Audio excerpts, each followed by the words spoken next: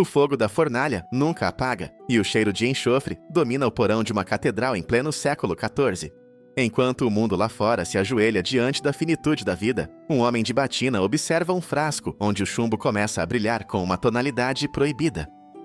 Ele não busca apenas ouro, ele busca o tempo. A alquimia nunca foi sobre metalurgia, sempre foi sobre a captura da centelha divina que impede o corpo de apodrecer. Na roleta da história, poucos temas são tão perigosos quanto a pedra filosofal. A lenda diz que ela não apenas transmuta metais, mas cura todas as doenças e, no limite, interrompe a degradação celular. Só que tem um detalhe. Para os alquimistas cristãos, a longevidade não era um pecado, mas a recuperação do estado de Adão antes da queda. Eles acreditavam que antes do pecado original, o homem era biologicamente programado para a eternidade. E é aí que a coisa fica intrigante. A Bíblia está repleta de patriarcas que viveram séculos. Matusalém chegou aos 969 anos. Como? Seria uma metáfora, ou eles possuíam o conhecimento de uma substância que a humanidade esqueceu de como fabricar? No rastro dessa pergunta, papas, monges e cavaleiros mergulharam em experimentos sombrios que beiravam a heresia. Roger Bacon, um frade franciscano do século XIII, era conhecido como o Doutor Admirável. Ele não era um místico de rua, ele era um cientista à frente de seu tempo que afirmava que a velhice era uma doença curável. Bacon escreveu ao Papa Clemente IV que o homem morria cedo demais apenas por falta de higiene e do uso correto da alquimia. Ele acreditava que o corpo humano era um reflexo do universo e que se pudéssemos equilibrar os 4 humores perfeitamente, a morte não teria por onde entrar. Mas não para por aí. Existe a figura de Nicolas Flamel, o escrivão francês que, segundo a lenda, encontrou um livro antigo e decifrou o segredo da pedra. Séculos depois de sua morte oficial, relatos de pessoas que teriam encontrado Flamel e sua esposa, Perenelle, em viagens pela Índia ou Turquia, continuavam a surgir. Eles não pareciam velhos, pareciam parados no tempo. Mas o que acontece quando a busca pela vida eterna encontra o sangue sagrado? Durante a Idade Média, a busca pelo Santo Graal não era apenas por um cálice, mas pelo que ele continha, o segredo da regeneração total. A conexão entre o vinho da Eucaristia e o elixir da vida dos alquimistas era um segredo aberto nos círculos ocultos da igreja. Para um alquimista cristão, o laboratório era um oratório. Eles acreditavam que o ouro potável, uma suspensão de ouro coloidal, poderia purificar o sangue humano de todas as impurezas do pecado e da idade. Esse pensamento levou a figuras como Santo Alberto Magno, o mestre de São Tomás de Aquino, a serem acusados de possuírem autômatos de latão que falavam e segredos de longevidade que desafiavam o Vaticano. O foco aqui não era apenas viver mais, mas transformar o corpo de carbono em um corpo de luz. É a doutrina do corpo glorioso.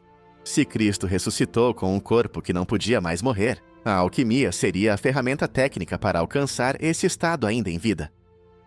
Só que o preço dessa busca costumava ser alto. Muitos morreram envenenados por mercúrio e arsênico, tentando encontrar a proporção áurea da imortalidade. Mas e se alguém tivesse conseguido? A história de São Germano, o conde que diziam ter centenas de anos e que frequentava as cortes europeias no século XVIII, sugere que alguém pode ter quebrado o código. Ele nunca comia em público, falava dezenas de línguas distintas e afirmava ter conhecido figuras bíblicas pessoalmente. Os alquimistas acreditavam que a vida eterna estava escondida em coisas simples, como o orvalho da manhã colhido sob certas constelações. Eles chamavam isso de Spiritus Mundi, a energia vital que permeia tudo. Para os místicos cristãos, isso era o próprio sopro do Espírito Santo manifestado na matéria. Ao destilar esse orvalho, eles buscavam criar a medicina universal. Isaac Newton, o pai da física moderna e um cristão devoto, passou mais tempo escrevendo sobre a alquimia e as dimensões do Templo de Salomão do que sobre a gravidade. Ele buscava a prisca sapientia, a sabedoria original dada por Deus a Adão e Noé. Newton acreditava que o segredo da longevidade estava escondido em proporções matemáticas e substâncias químicas que os antigos dominavam perfeitamente. Mas não para por aí.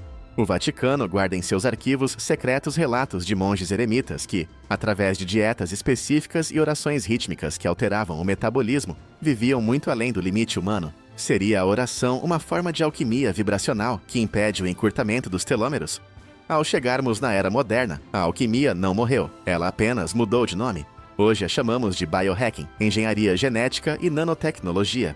Mas a motivação de Elon Musk ou Peter Thiel é a mesma de Nicolas Flamel. O medo do nada e o desejo de ser como os deuses. A diferença é que os antigos buscavam a imortalidade através da alma, enquanto o mundo moderno a busca através do silício. O grande paradoxo é que, quanto mais avançamos na ciência, mais nos aproximamos das afirmações dos antigos alquimistas. Quando a água viva imortal reinicia suas células, ela está fazendo exatamente o que os tratados de alquimia descreviam como o renascimento do fênix. O código da eternidade não está em máquinas externas, mas em hackear a própria vida. E é aí que o conflito cristão atinge o ápice. Se o homem conquistar a imortalidade biológica, o que acontece com a promessa do reino dos céus? Se não há morte, não há necessidade de salvação. A busca pela vida eterna na Terra é a maior rebelião contra o plano divino, ou é o cumprimento final do nosso destino como filhos de Deus. Saímos do homem que devorava aviões, passamos pelos parasitas que sequestram a vontade e pelas cidades inteligentes que monitoram sua alma para chegar aqui. O desejo humano de nunca dizer adeus. A alquimia, as Smart Cities e a Turritopsis Dorni são apenas facetas diferentes da mesma obsessão, o controle sobre o tempo. A água viva imortal conseguiu o que reis e papas falharam em obter, mas ela o fez ao custo da sua própria complexidade. Para viver para sempre, ela precisa voltar a ser um bebê. Ela desiste de sua história para manter sua existência. Talvez o segredo dos patriarcas bíblicos ou dos grandes alquimistas não fosse apenas a duração da vida, mas a qualidade de uma consciência que não se apaga. O banquete da eternidade está posto. Alguns tentam entrar pela porta da biologia, outros pela tecnologia, e alguns poucos ainda buscam a chave secreta nas cinzas das antigas fornalhas alquímicas. O tempo está correndo, ou talvez ele esteja apenas esperando você descobrir como pará-lo.